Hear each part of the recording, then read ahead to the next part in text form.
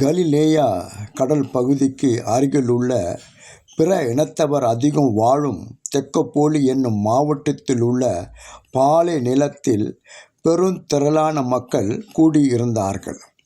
இயேசு 3 நாட்கள் அங்கே அருளுரை ஆற்றிக் கொண்டிருந்தார். கூடியிருந்த மக்கள் அவ்விடத்தை விட்டு செல்லாமல் இயேசுவின் வார்த்தைகளையே கேட்டுக்கொண்டிருந்தார்கள். அவர்களிடம் உண்பதற்கு எதுவும் இல்லை. அவர்களில் சிலர் நெடுந்தொலைவிலிருந்து வந்திருந்தார்கள். அவர்கள் 3 நாட்கள் பட்டினியாக இருப்பதை இயேசு உணர்ந்தார்.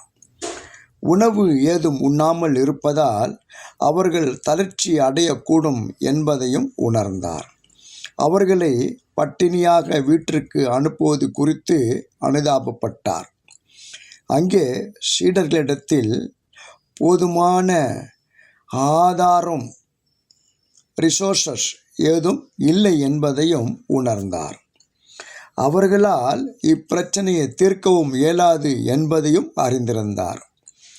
எனவே சீடர்களிடம் அப்பங்களையும் சிறு மீன்களையும் பெற்று கடவுளுக்கு நன்றி கூறி அங்கிருந்த ஏறக்குறைய 4000 பேர்களுக்கும் அதனை பகிர செய்தார் என்பது விவிலியம் பதிவு செய்துள்ள நிகழ்வு. மத்தேயு 15ஆம் அதிகாரம் 32 முதல் 38 வரை உள்ள வசனங்கள்.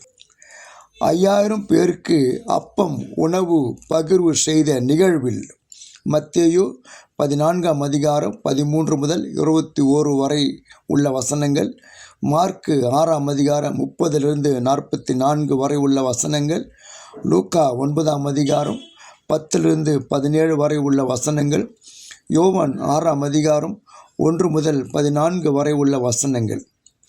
பயன் பெற்றவர்கள் யூத கிறிஸ்தவர்கள் என்பதும் 2ஆம் பகிர்வு நிகழ்வில் மத்தேயு 15 32 முதல் 38, மார்க் 8ஆம் அதிகாரம் 1 முதல் 10 வரை உள்ள வசனங்கள்.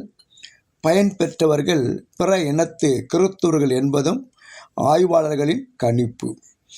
இந்த உணவு பகிர்தல் நிகழ்வுகளில் வெளிப்படும் ஒரு மாபெரும் இறையாட்சி மதிப்பீடு பரிவு என்பதாகும். இந்த மனித நேய பண்பு 2 பகிர்வு நிகழ்வுகளிலும் பதிவு செய்யப்பட்டுள்ளது.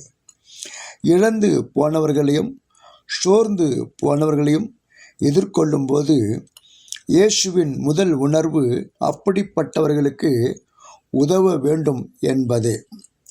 முதலில் பதிவு செய்யப்பட்ட உணவு பகிர்வு யூதர்களுக்கும், 2ஆம் உணர்வு பகிர்வு பிற இனத்தவர்களுக்கும் என்றால், இயேசு யூதர்களின் பசியையும் பிற இனத்தவர்களின் பசியையும் நீக்கினார் என்பதையும், வாழ்கின்ற ஒவ்வொரு உயிரினங்களின் பசியை போக்கவே இயேசு வந்தார் என்பதையும் நாம் புரிந்து கொள்ளலாம்.